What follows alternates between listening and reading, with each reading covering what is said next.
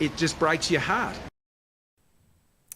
UK authorities are responding to several incidents involving small boats in the English Channel. Border Force and lifeboats have already intercepted several inflatables and landed more than 100 people in Dover this morning. Our Home and Security editor, Mark White, witnessed the latest arrival of migrants at Dover Harbour. There's another day of significant migrant activity in the Channel, and the reason for that is that conditions are very calm out in the Channel at the moment. We've had about 10 days of pretty atrocious weather where no small boats have been able to make it across. But now that weather conditions have improved, there's a window of about 2 or 3 days, we're expecting a lot of migrant activity. Mark White reporting there. Well, I'll have the latest headlines for you in half an hour. Now, though, it's back to the briefing and Darren.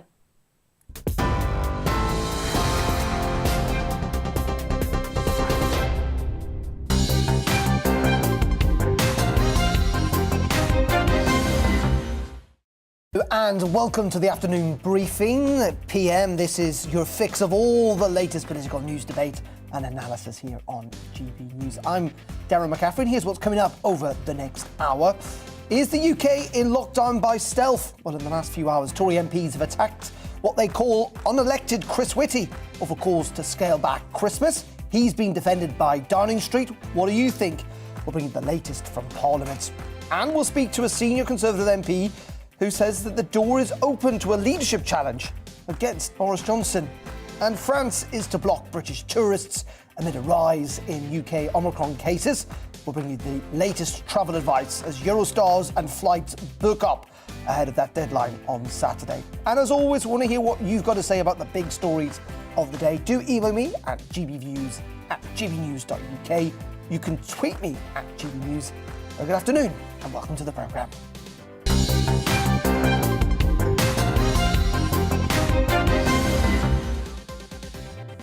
Well, Conservative MPs have been told that they can email letters of no confidence into Boris Johnson over Christmas, according to the Telegraph this morning. And usually MPs must hand in, of course, the written letter to the leader of the 1922 committee of Tory MPs. And if just 15% do so, a leadership challenge could be triggered. It also emerged yesterday that the entire leadership of the 1922 committee of backbench MPs had joined the rebellion over Boris Johnson's plans for COVID passports.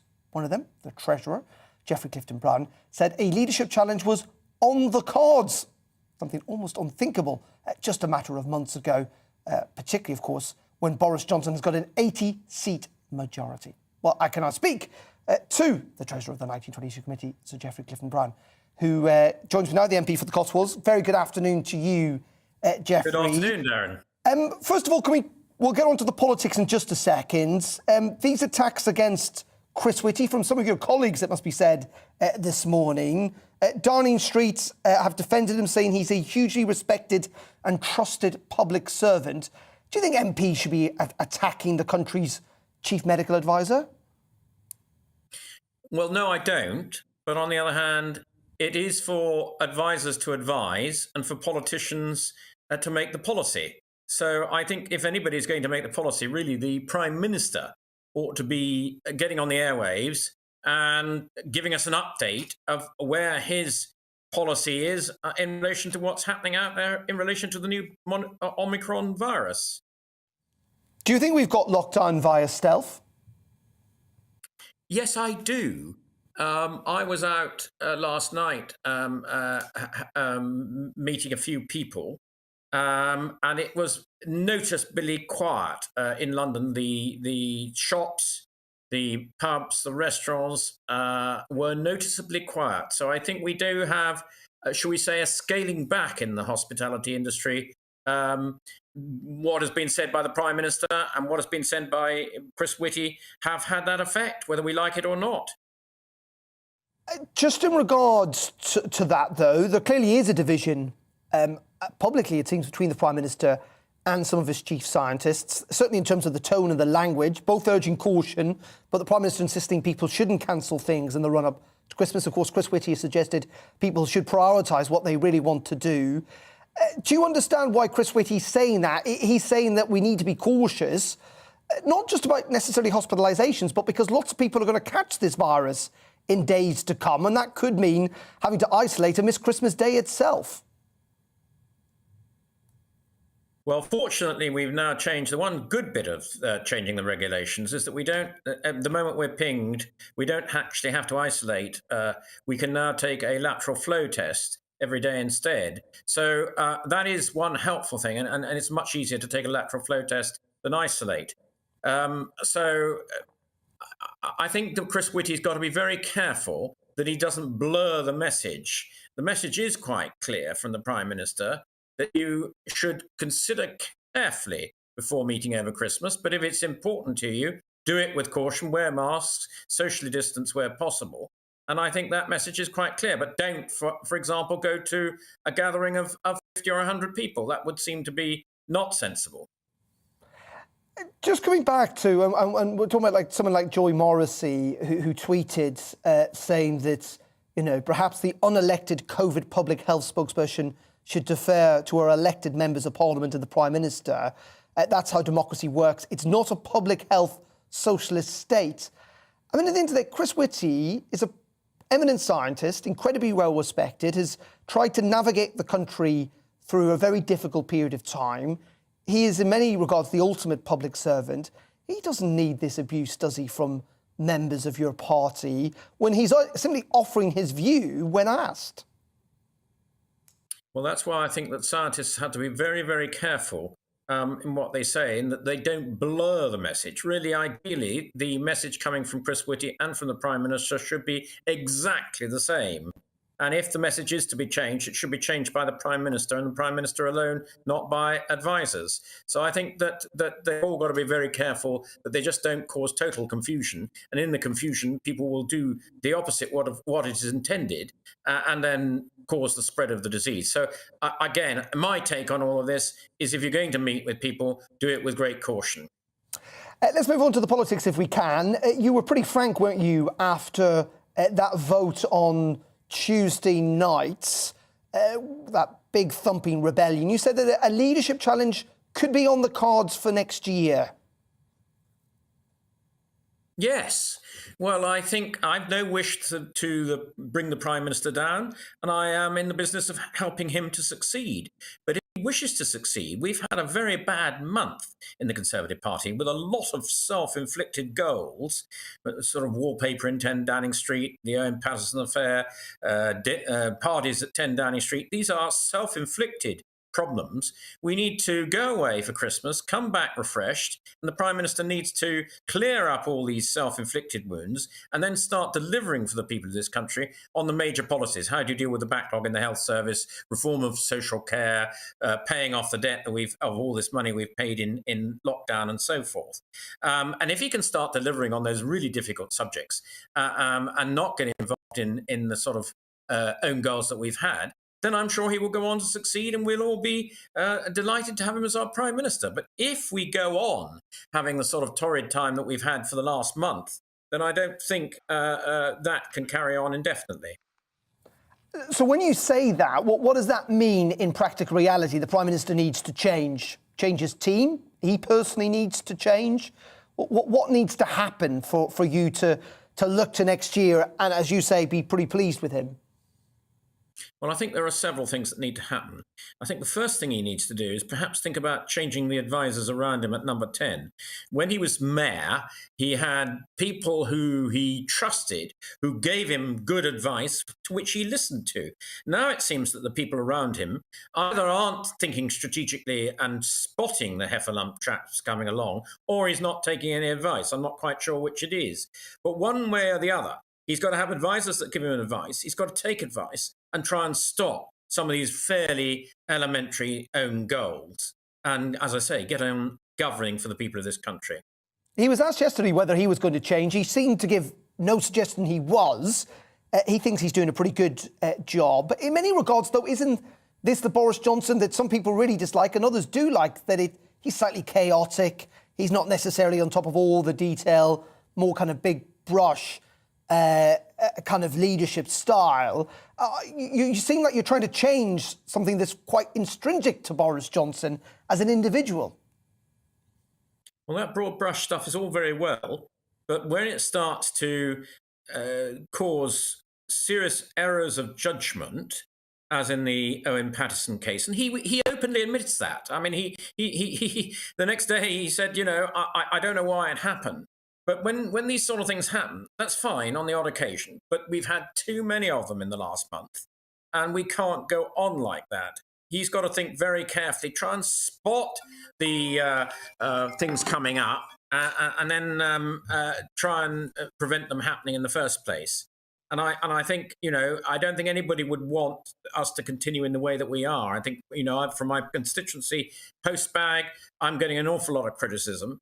And I'm prepared to stand up for him. But that does mean he's got to stop some of these elementary problems. It also means that he's got to consult his own members of parliament a little bit better. Because unless you consult your own team, you can't be surprised if they don't support you in the votes. Do you think the Prime Minister could get through more COVID restrictions if he had to? Well, I think I think this is one of the problems. We've got to be very careful in this country that every time we get a new variant, we're not going to have another set of lockdowns. And this is one of the reasons why I voted against this thing on last Wednesday, was because every time we get these restrictions, they seem to get more severe. This time it's COVID passports. He was talking about, for goodness sake, compulsory vaccinations, which are completely alien in this country. He has got to think of a long-term strategy, how we get this country out of this, out of the whole COVID virus pandemic, really. Because if we don't, we are not going to have any hospitality businesses left in this country. So we need a long-term strategy. Yes, of course, if short-term measures are needed to be taken, then consult the party. And I'm sure if they were consulted in a reasonable way, they would have supported him. But there wasn't any consultation before he launched this policy. And I think that's what annoyed my colleagues so much. I think it's fair to say, maybe I'm mischaracterising here, but correct me if I'm wrong, Sir Geoffrey, that you seem pretty frustrated, I would argue, with your current leadership. You argue things need to change. How long do you give it? Are we talking a couple of months, 6 months? I mean, how long are you prepared to say, you know what, Prime Minister, I'll give you the benefit of the doubt for now, as long as you say things are going to change. But at what point do you say, well, actually, we've had enough? Well, if you look back, I've been a member of Parliament for a long time now, but if you look back over the John Major period, if you look back particularly on the Theresa May period, it became very clear, really, when there was a tipping point. John Major managed to limp on until the 1997 election. But Theresa May, it became clear that she wasn't able to govern this country. And therefore, it was necessary to have a change of leader. And thank goodness, not only did we have a change of leader, but we had a general election with a mandate, which we've got a huge mandate now. We should be able to govern this country, including all the difficult things we need to do. So it is really up to the Prime Minister now to be able to consult his party properly and actually make sure that his policies are acceptable to the British people. Are we at that tipping point now? Are we far off it? No, we're certainly not. I've made it very, very clear that I want him to succeed. I want him to come back in the new year. I want him to come back refreshed. I want him to think very hard about what's happened in the month or so leading up to Christmas and work out how he can change that so that we can all go into the lobbies and support him with whatever policy he consults us on. OK, and just very finally, Sir Geoffrey, what we've got you, because we're asking the public and we're asking lots of people, I mean, are you planning to change any of your plans in the run-up to Christmas, given, of course, what Chris Whitty and others have said in recent days? Yes, I was planning to have a Christmas party. I think that we will not have a Christmas party now. We may have just one or two next-door neighbours round. But again, in view of what I said, I think we will have to be very cautious in what we do, particularly where elderly people are concerned. We wouldn't want to be involved in spreading the virus.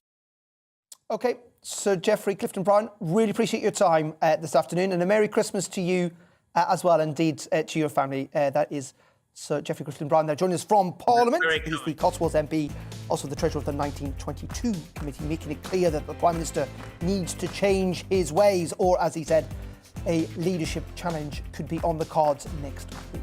OK, we're going to pause there on the briefing. Up next, we're going to be talking about those Christmas cancellations. They're pushing many pubs towards ruin. Hospitality complaining that they need government support. We'll be hearing from them and indeed from MPs on their views in just a couple of minutes. But first, on this Thursday, here's the weather. It's time to remind ourselves there's always another winter. Canary Islands sponsors the weather.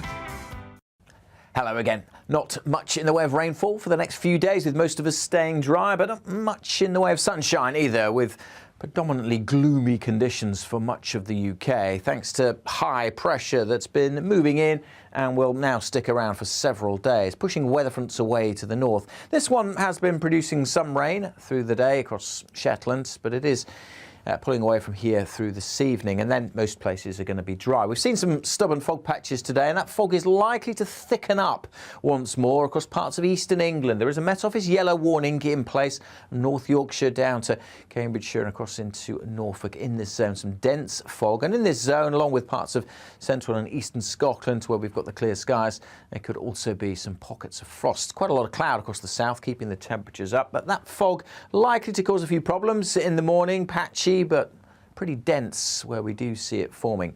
Some sunshine for western parts of Wales, much of Scotland, also dry and bright. Northern parts of England will also see some sunny spells. Mostly across the south, though, and through the Midlands, it is going to remain pretty glum.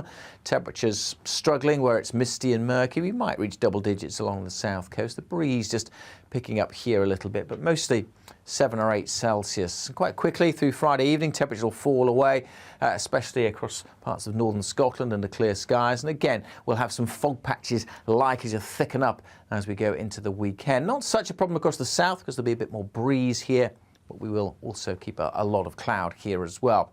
And then for Saturday's weather, again, most places, certainly across England, Wales, Northern Ireland, cloudy but dry. Some sunshine likely in West Wales, southwest England, the north coast of Northern Ireland, and again, much of Scotland, certainly the mainland, dry and fine with quite a bit of sunshine. The area of high pressure continues to dominate, and so things generally staying dry but fairly cloudy into next week. Canary Islands sponsors the weather.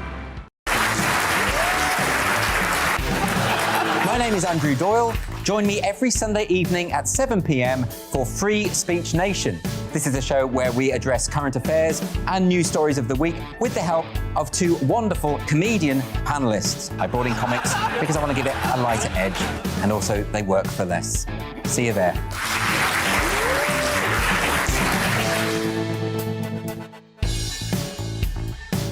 You're watching GB News live across the UK and the world on our digital stream. GB News is Britain's news channel. We are the UK's home of discussion and debate from all perspectives. We are here for you. Don't forget to join our YouTube community by clicking on that subscribe button. And if you want the GB News app, you can click and catch up on programmes anytime. We love to hear from you, so email us. gbviews@gbnews.uk. Thanks for being part of the GB News family.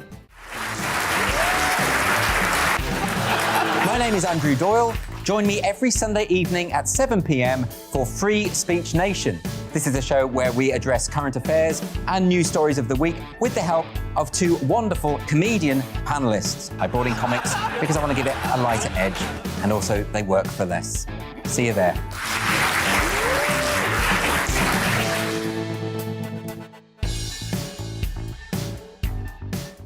Join my show Farage, 7 p.m. till 8 p.m. Monday through Thursday, and there you will get opinion, analysis, debate, and I'll cover stories that nobody else dares to touch. And then for the last 15 minutes, talking pints. We're over a drink. We have a civilised conversation with someone. We very often disagree, but we do it in a grown-up way. Come and join me on Farage.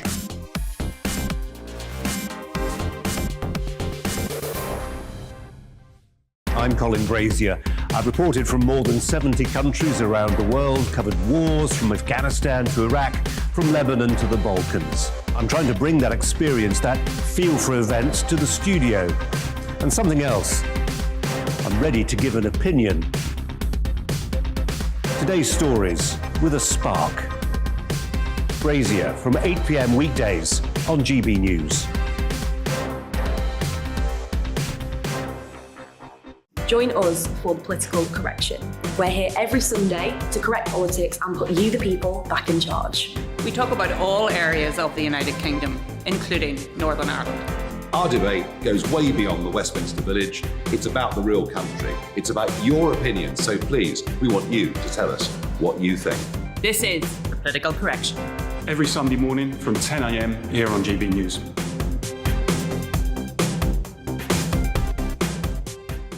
You're watching GB News live across the UK, the world, and our digital stream. GB News is Britain's news channel. We are the UK's home of discussion and debate from all perspectives. We're here for you. Don't forget to join our community by hitting the subscribe button. And download the GB News app so you can click and catch up on programmes anytime. We love to hear from you. Email us at gbviews@gbnews.uk.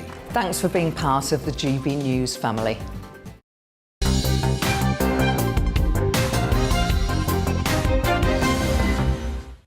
Very welcome back to the briefing on this Thursday afternoon. Thanks for your company. Now, pubs and restaurants have been hit hard by the Omicron variant, and the advice to stay away from some or to moderate your social appearances. To prioritise was the words that Chris Whitty, the Chief Medical Officer, told the nation last night, to pick the events that we would like to attend in the run-up to Christmas carefully.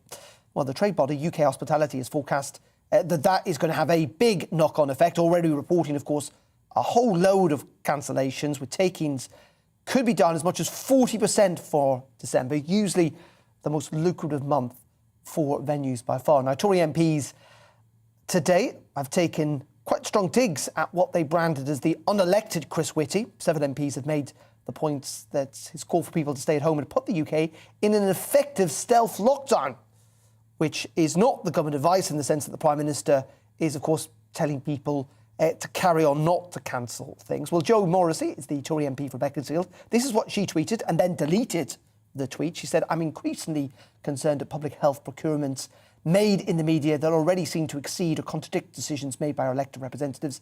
Expert advice is important, but decisions must be made by those we elect who are democratically accountable." Well, earlier MPs also were allowed to put urgent questions regarding the plight of hospitality to the Economic Secretary to the Treasury and City Minister John Glenn. Their argument is that hospitality needs help. Of course, the Chancellor is currently in California. Let's have a look.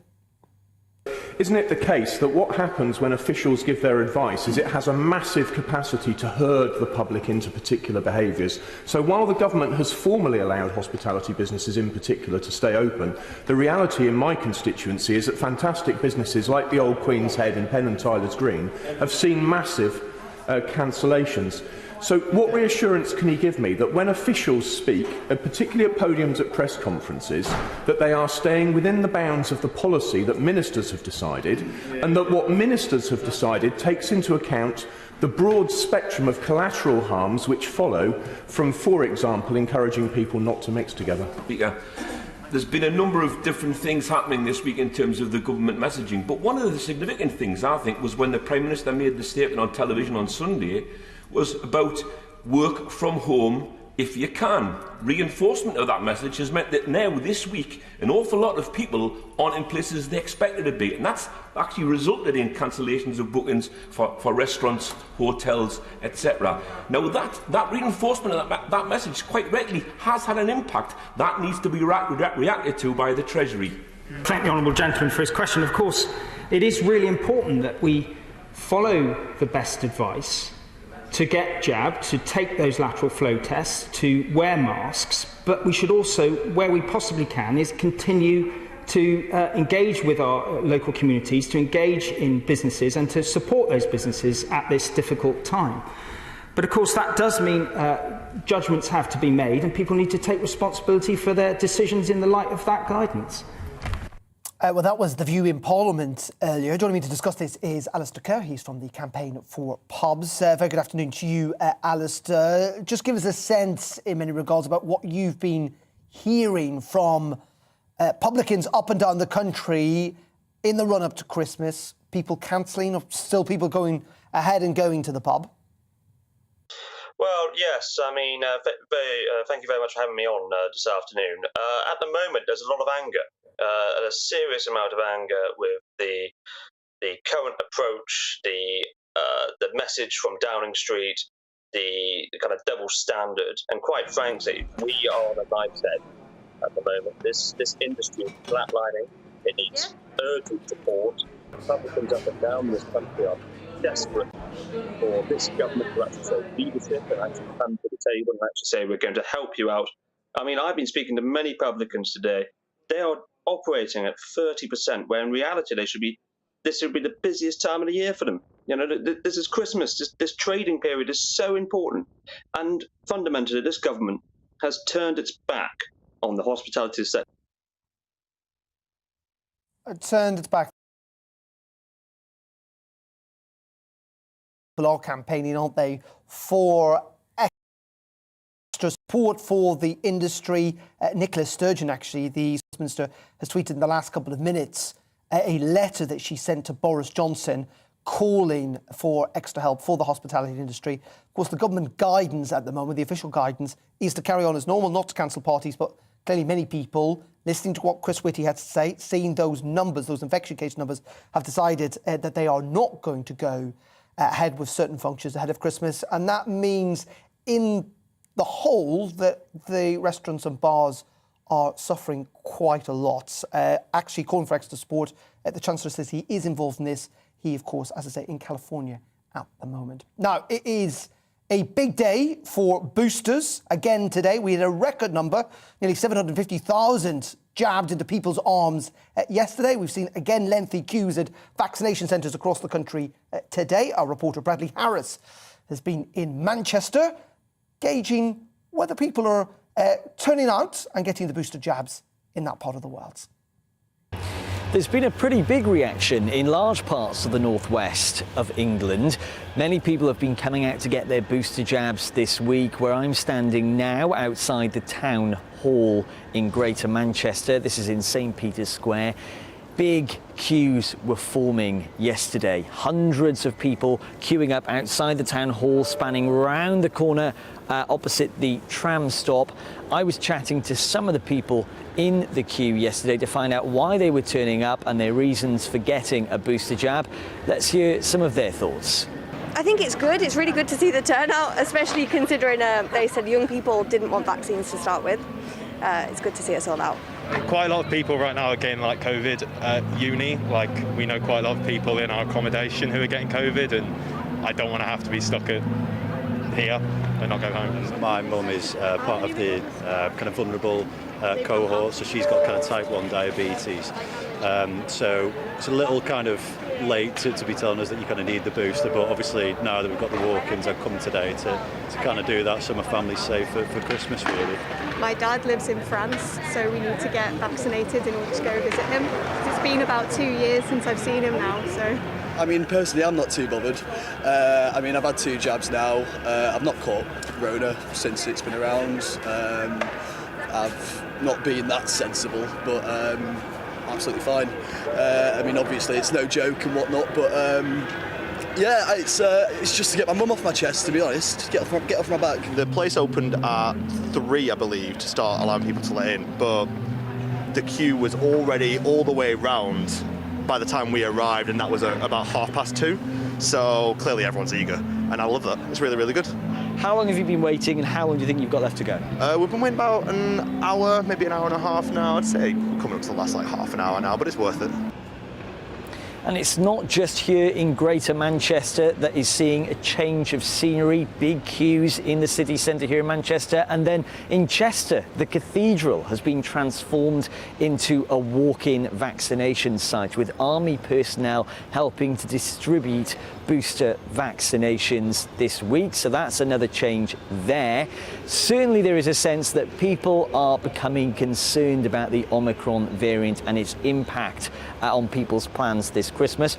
We heard from some members of the public a little earlier there how some people are coming out to get their booster vaccine just so they can try and see family and friends this Christmas. We heard last night in the press conference with the Prime Minister Boris Johnson and the Chief Medical Officer Chris Whitty saying to prioritise who you're going to spend time with over the festive period. There are concerns that this Omicron variant is spreading rapidly. At the moment, we know that the COVID-19 COVID-19 booster vaccination should start to give you protection after a week. That's when the protection should start to kick in. That's what early evidence is suggesting. But actually, we know after 4 weeks, that's when you start to see full protection. Of course, that's providing you've had the first and second dose of a COVID-19 vaccination. Early evidence also suggests that if you have the 2 vaccines plus the booster, then that's suggesting that around 75% of people might not have any symptoms altogether. So again, we're going to have to wait and see how much of an impact this Omicron variant is going to have, particularly on deaths and hospitalizations. But right now, certainly as we head towards Christmas Day, people are coming out to get boosted and to stay protected over Christmas. Bradley Hatteras there with the latest from Manchester on the booster vaccine programme. Up next, it is the news just after 3:30. Here's Tasman.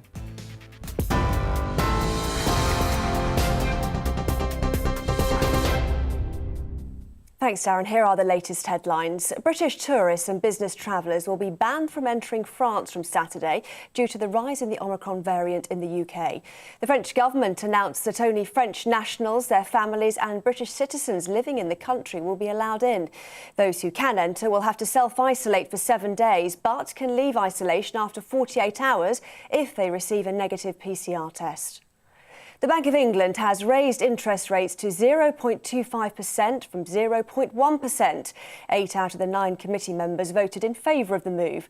Rates had been cut to a record low of 0.1% in March last year at the start of the pandemic.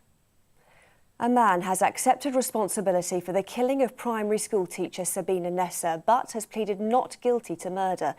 Kochi Selamaj killed the 28-year-old as she walked through a South London park on September the 18th, on the way to meet a friend. The Queen has cancelled her traditional pre-Christmas family lunch next week. It's understood the decision was a precautionary measure because it could affect many attendees' Christmas arrangements if it went ahead. Meanwhile, Downing Street has said it was likely the Prime Minister's audiences with the Queen would move to being virtual. Well, that's all for now. We'll have a full update for you at the top of the hour. Now, back to Darren.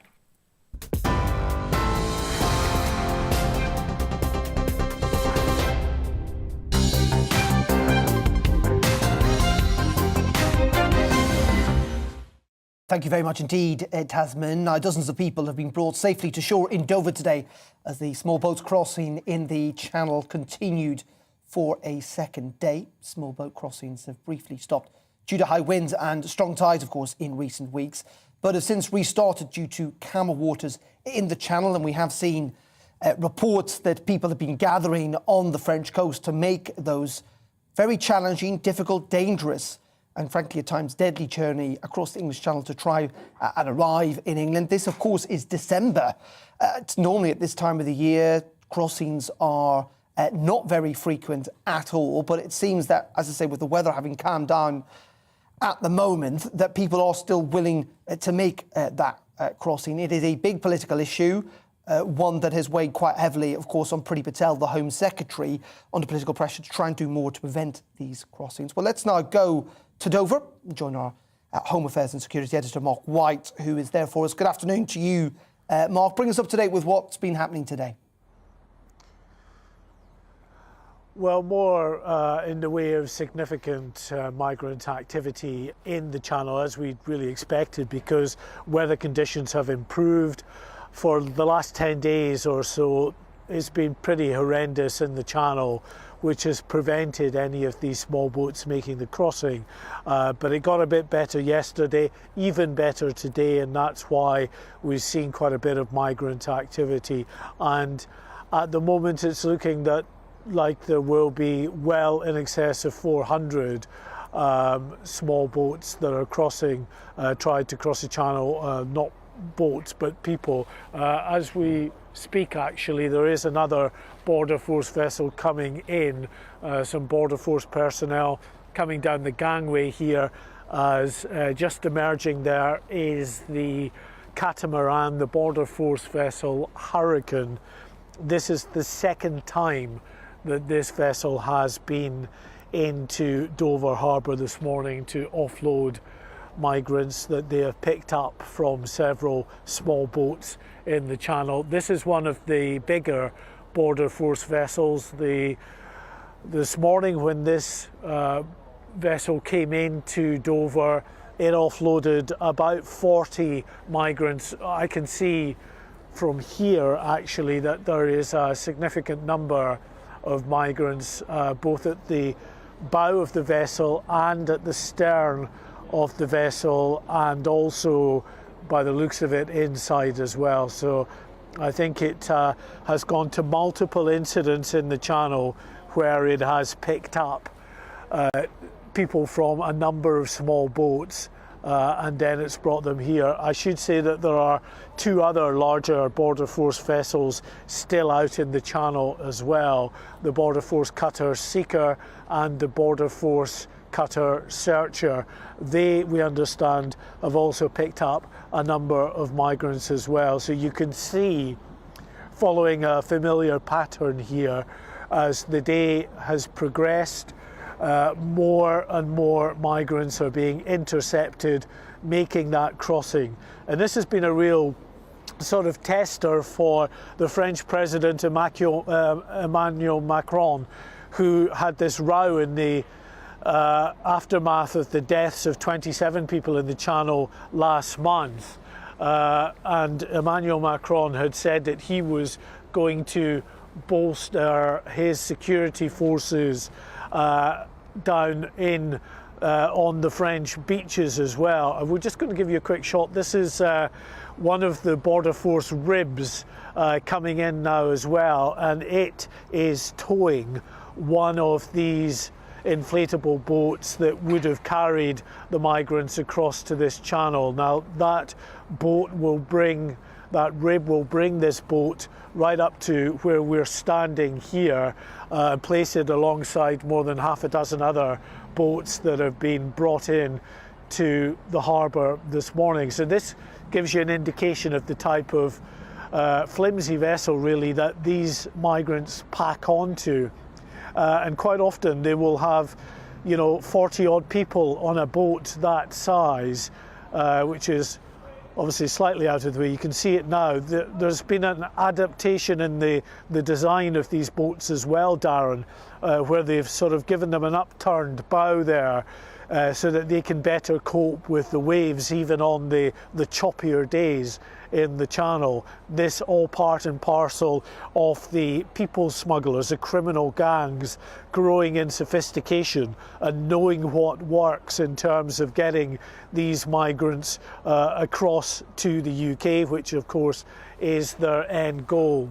And back at the Border Force vessel Hurricane there is a number of Border Force personnel down beside that boat waiting to escort the people who are on the boat off, and then they'll head up a gangway here to the makeshift reception centre, which is effectively a couple of big marquees at the top of the gangway where they'll be processed, details taken, and then they will be formally entered into the UK asylum system, a process of course that we know can last several years before there is ever a conclusion to that process, and often it results in many of them being allowed to stay here in the UK. So they know, as these people now on board that boat start to stand up with a view to, in fact they're being told I think by the Border Force personnel officer on board there to sit back down.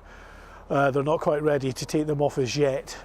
They will have been on this boat, by the way, for quite a few hours today, because when that vessel Hurricane left port here, it was, we could see on the marine traffic system there that it was heading out and up and down the coast to a number of different locations to intercept vessels. Now you can see the first of the people from Hurricane now being escorted by those officers off that vessel, and as I say, they will come up onto the gangway. It is a familiar walk that our viewers will have seen so many times over the last year or two, and certainly on GB News since our channel has been operational. We have covered many of these days in which significant numbers of migrants have made the crossing, and once again today, as I said before, it's going to be well in excess of 400, probably nearer 500 migrants by the close of play today. And of course, the day is not over. We still have active incidents in the Channel at the moment. Quite, Home Affairs and Security Editor there, with the latest of those scenes in Dover of migrants arriving. What in December, as I say, pretty unusual for this time of the year, but a scale, I think, of the political challenge facing Priti Patel, the Home Secretary. Mark, thank you. Now let's go to Scotland, because the First Minister, Nicola Sturgeon, has held First Minister's Question Time at Holyrood today, where, unsurprisingly, coronavirus and the rollout of booster jabs dominated discussions. It comes as the First Minister informed Parliament that by tomorrow the Scottish Government expects Omicron to become the dominant strain of COVID within Scotland. Let's look back at some of the highlights from FMQs. Vaccinate far more people to get ahead in this race against the new variant. For weeks, we have been calling for the reintroduction of mass vaccination centres. Nicola Sturgeon repeatedly refused, until on Tuesday she accepted and agreed the need for them. We've learned today that the EICC in Edinburgh and Hampden Park in Glasgow will open as mass vaccination centres. This is exactly what we have been calling for weeks. So there was no mention of it in the First Minister's statement, so perhaps you can tell us now. How many other new centres will open, where will they be, and when will they start vaccinating people?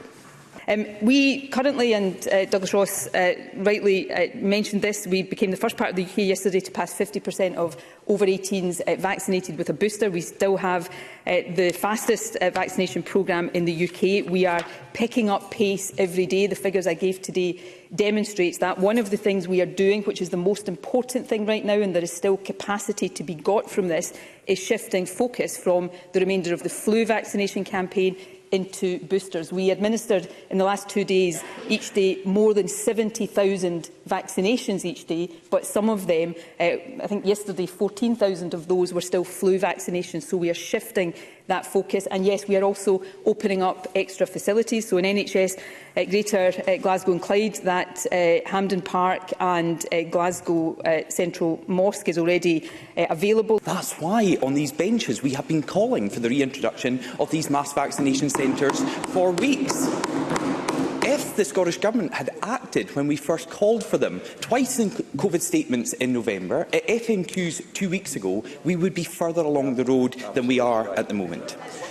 And although the new variant has meant necessary changes to guidance, it's not right that once again businesses are still waiting to hear what they need to do to comply with the First Minister's statement from Tuesday.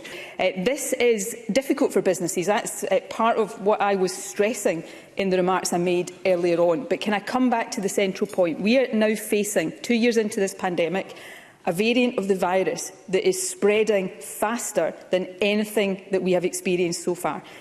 Omicron is doubling every 2 to 3 days in Scotland. In parts of the UK, the doubling time is currently less than 2 days. It will be the dominant strain by tomorrow, I expect, in Scotland. It has an R number that some assessments say is above 4. We do not have time to waste. We don't have time to waste on vaccination, but we don't have time to waste on putting in place the protective measures that will help slow this down. Lives, again, are at risk here. Livelihoods are at risk, and the NHS is at risk. And that's why, yes, the government's got to speed up vaccination, but all of us have to come together to do what is required to slow this down, and the UK government has to step up and provide the financial support that businesses need. Nicola Sturgeon speaking a little earlier in the Scottish Parliament. Let's speak to the Shadow Health Minister in Scotland, Craig Hoy, Conservative MSP, who joins us down the line. Craig, very good afternoon to you. Nicola Sturgeon has just written to Boris Johnson in the last hour, calling for more financial support for industries impacted by the new COVID guidance. Surely this is something that the government across the UK should be looking at. I think it's a very fast-moving situation. We now know that the Chancellor has made available another £220 million to the Scottish Government to help both with the vaccine programme and to support business as we go into this challenging period. After saying they had no additional money to dedicate towards COVID, the Scottish Government found £100 million in the out of the record funding settlement that the UK Government has given to Scotland. So there is new money there. There is a considerable amount of money there. And now hopefully the Scottish Government will double down on making sure that they get the vaccine programme ramped up and they get the support to business out the door and into their bank accounts as quickly as is possible. For the Chancellors in California, is it? The Chancellor is in California, but the Chief Secretary to the Treasury was on the call with Michael Gove and the devolved First Ministers yesterday, and it's quite clear that the UK Government is committed to supporting the devolved administrations to get through what I think we all accept will be a challenging period for business up until Christmas and beyond. Nicola Sturgeon also in this letter to the Prime Minister, I say literally published within the last hour, says that restrictions on higher risk settings, and I assume she means pubs and restaurants and other things, may be unavoidable, she argues. Is the expectation now in Scotland that there will be further restrictions ahead of Christmas? Well, the First Minister announced today both guidance and also some new restrictions. The guidance is for us to minimise contact with a maximum of 3 households. That's guidance up until Christmas so that we can all enjoy Christmas. But as of Friday or Saturday, there was a bit of mixed messaging coming from the government. There will be new mitigations will have to be put in place in hospitality and retail settings. For example, I understand that the guidance will suggest moving back to 2 metres again. So that could clearly impact trade for business, and that's why it's very, very important that the Scottish Government now takes those funds that the UK Government has made available and gets that support out to business before Christmas. OK, Chris Hoy, appreciate your time this afternoon. Chris Hoy there, the Shadow Scottish Health Secretary, joining us from Holyrood.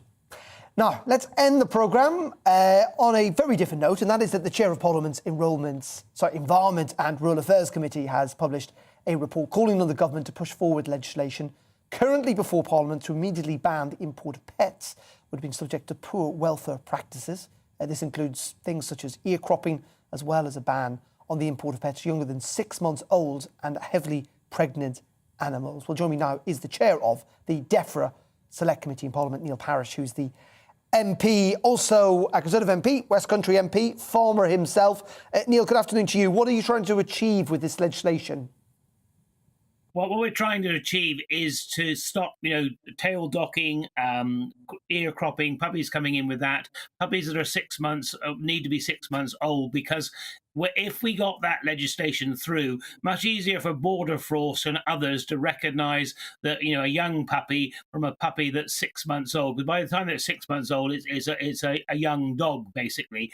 It'll also take away the sort of cuteness of the puppy, so that these gangs bringing in these puppies won't be able to make the money from them either. So it solves a lot of problems, not only from welfare, but from the practicality of checking what's coming through the borders. So we just want the government to get on with it. I mean, the Secretary of State, the Minister of Agriculture, Victoria Prentice, they're all very sympathetic to what we're doing, but they're taking too long to get it done. In the meantime, pregnant bitches are coming through. We're also worried about disease that comes through from some countries, because we can't be certain, exactly where these puppies have come from either.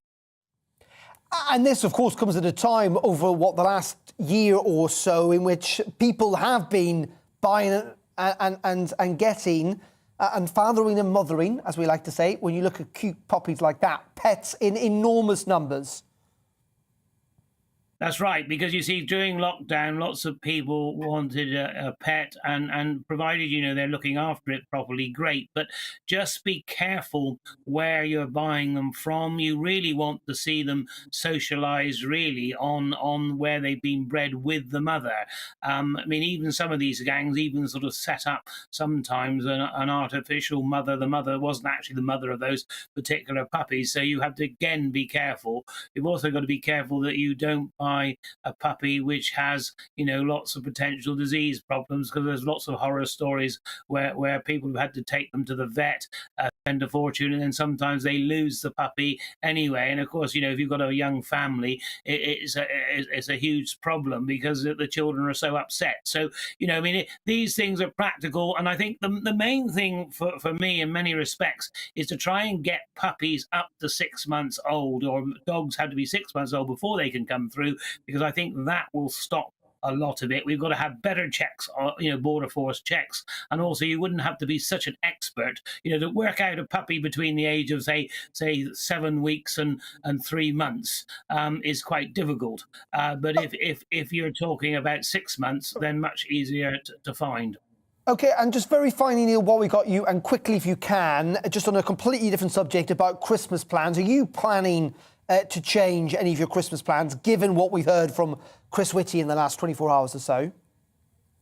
Not really, because we're luckily, in a way, we're only a very small family this Christmas, because our daughter-in-law and their 2 children, our 2 grandchildren, have gone to Japan because she's Japanese, my daughter-in-law. And so it's just about 4 of us. And I think in the farmhouse we'll have plenty of ventilation. So this is why I've got my body warmer on, because I've just come back from London and it takes a while to warm the farmhouse up. But seriously, yeah, I think people just use common sense, keep plenty of ventilation where you can, and just not overdo Christmas. But I think we're not cancelling it, are we? That's the main thing.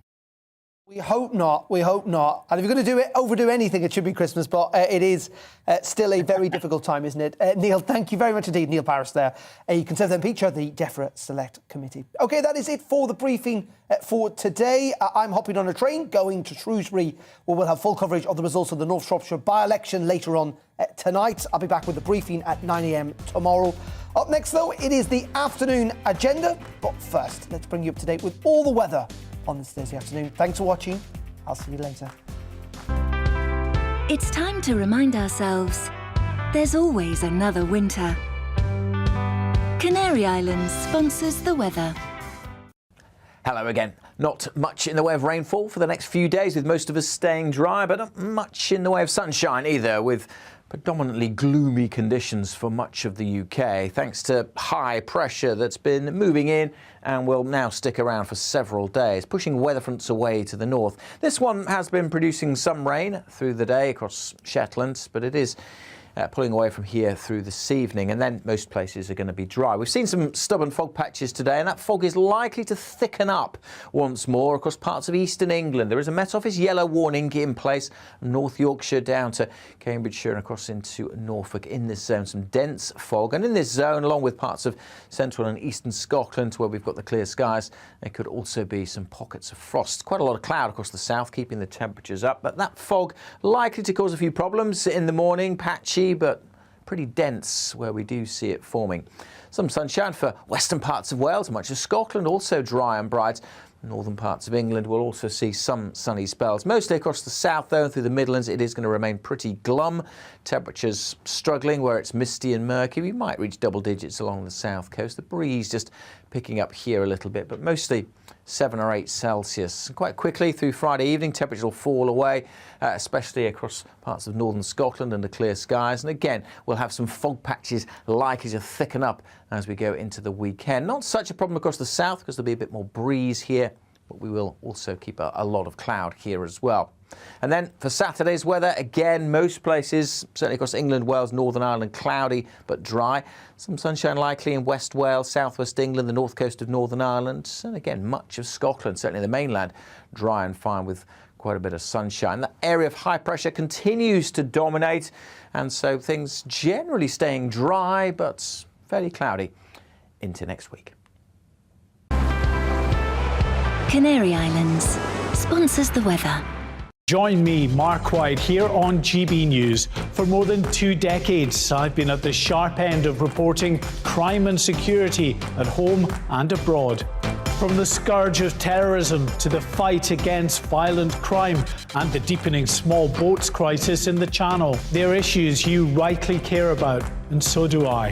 As GB News Home and Security Editor, my focus will be on the stories that matter to you. watching GB News live across the UK and the world on our digital stream. GB News is Britain's news channel. We are the UK's home of discussion and debate from all perspectives. We are here for you. Don't forget to join our YouTube community by clicking on that subscribe button. And if you want the GB News app, you can click and catch up on programmes anytime. We love to hear from you, so email us. gbviews@gbnews.uk. Thanks for being part of the GB News family. My name is Andrew Doyle. Join me every Sunday evening at 7 p.m. for Free Speech Nation. This is a show where we address current affairs and news stories of the week with the help of two wonderful comedian panellists. I brought in comics because I want to give it a lighter edge, and also they work for less. See you there.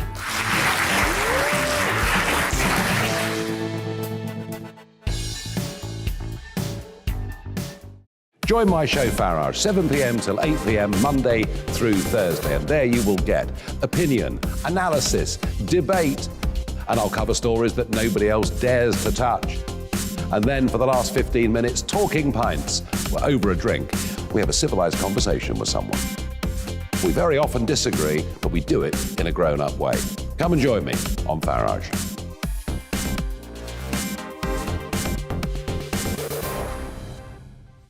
I'm Colin Brazier. I've reported from more than 70 countries around the world, covered wars from Afghanistan to Iraq, from Lebanon to the Balkans. I'm trying to bring that experience, that feel for events, to the studio. And something else. I'm ready to give an opinion. Today's stories with a spark. Brazier from 8 p.m. weekdays on GB News.